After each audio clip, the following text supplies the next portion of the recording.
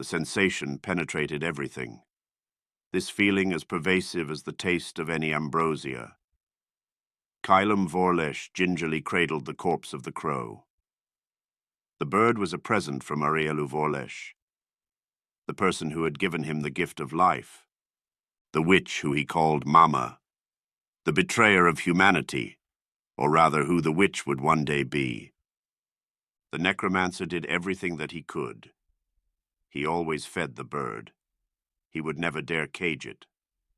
That freedom the crow had may have been an insult to anyone else, but for Kylam Vorlesh it was sacred. There would be no prison for this creature, who he had held close to his heart. Kylam Vorlesh had even went out of his way to learn speak with animals. The spell gave him the ability to converse with the warm-blooded vertebrae. The necromancer wanted to know everything. He wanted to learn from it, and what the creature would share always piqued his interest. There was a problem.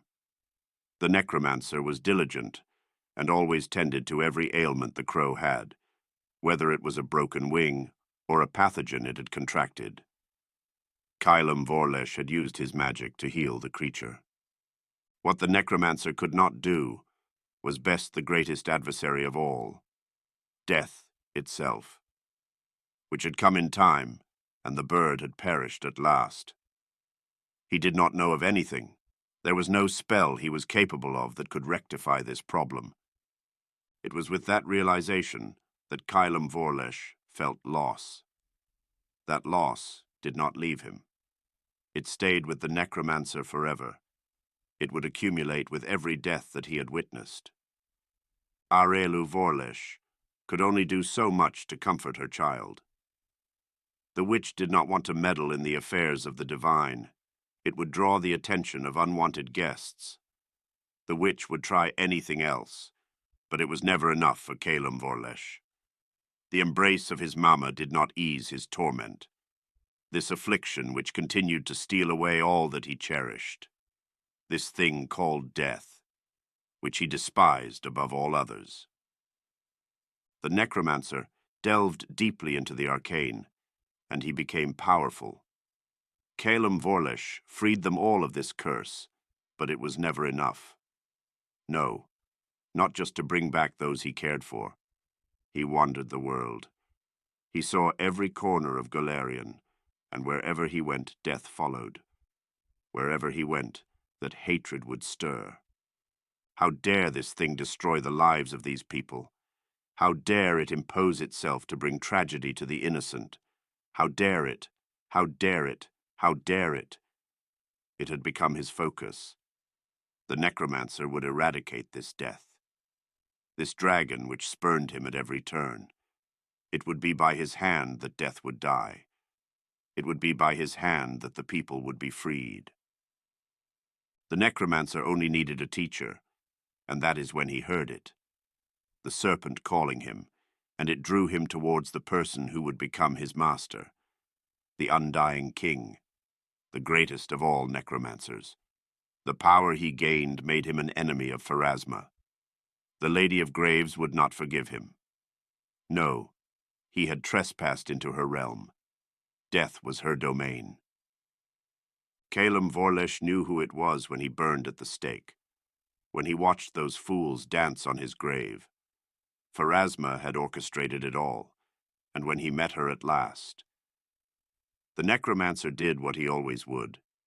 He challenged death, but this would be unlike anything he faced before. He had lost. The abyss had become his home, and the demons, his jailers. Their torture was agonizing. It drove him insane. Arielu Vorlesh, his mama, would not stand for it. The witch, who was once mortal, had cast aside her humanity and became just as these monsters, in order to save her child, and not just save him, but grant his wish. Kylam Vorlesh desired the power to challenge these petulant despots. Their rules would bind her child no more. Arielu Vorlesh would protect her treasure. Perhaps her love was perverse, poisoned by the abyss. What was once pure had become corrupt. The love of a mother turned towards something unseemly. The witch would destroy the world to save her son. The world wound was born, and from it came war. In that war, I was born. The second son. The unwanted result of an experiment gone awry. I had seen everyone like myself die to her cruelty, those who I would have called brother or sister, but in this crusade I had found it, the family I had lost, the purpose I had sought, the desire I could call my own. I became Arlen Vorlesh. I became the Knight Commander. I could have destroyed the shadow. I could have had my revenge.